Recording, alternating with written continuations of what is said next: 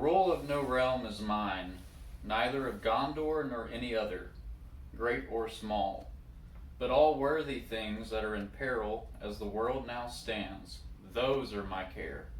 And for my part, I shall not wholly fail of my task. Though Gondor should perish, if anything passes through this night that can still grow fair or bear fruit and flower again in days to come. For I also am a steward. Did you not know? This is a quote from Gandalf speaking to Denethor in the kingdom of Minas Tirith. Denethor was really bad at being a steward. We lose this word in our country today. We really don't have an understanding of it. We have full knowledge of what ownership and mortgages and loans, borrowing and leasing are, but we know little about stewardship. I've read the Lord of the Rings trilogy more times than I can count, along with many of Tolkien's other writings about Middle-earth. And I have found many correlations between those writings that fit with the Bible and how he modeled his stories off the gospel. Stewardship's a theme that plays an important role throughout the Old and New Testament, and it also is something that plays a vitally important role in Middle-earth. I would like for you all to see that we've been giving this gift, this role, this call on our lives, and it has more weight than we mistake it for.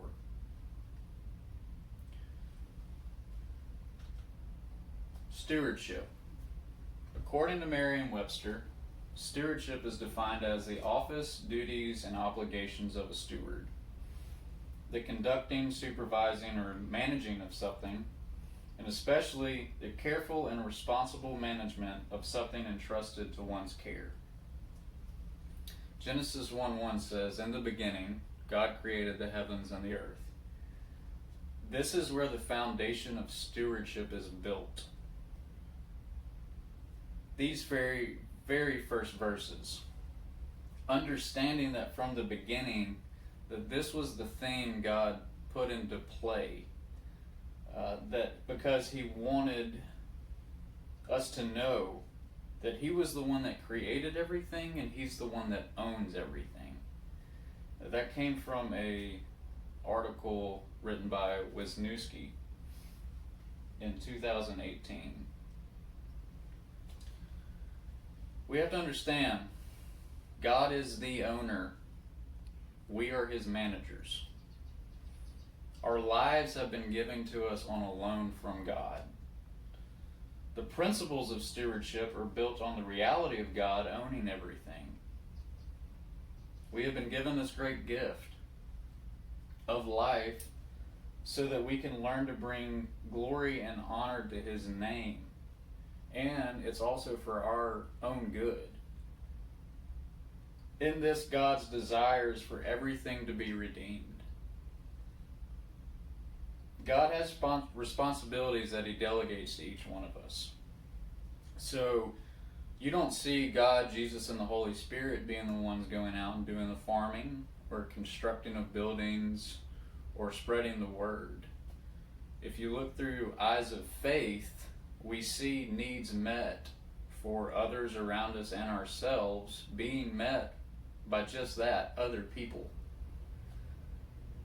In that, God is drawing people to himself so that he can tend to what he's created through millions of lives all around the world. So then we become stewards of the flock. Aspire to live quietly and to mind your own affairs and to work with your hands as we instructed you, so that you may walk properly before outsiders and be dependent on no one. It's 1 Thessalonians chapter 4, verses 11 through 12. We have a job to do, and we have work to take care of that God has entrusted us with. God gives us richly, and in that He expects a great return from us. Along with being given life, God also gives us treasures. But we must be careful and not become like Denethor in The Lord of the Rings. He was a steward, but he failed at his job, and he became corrupted. I don't know about you, but I don't want that to happen to me. Corruption is caused by abuse. If we start believing what was given to us is ours, then we become just like Denethor, and we will fail at becoming good stewards.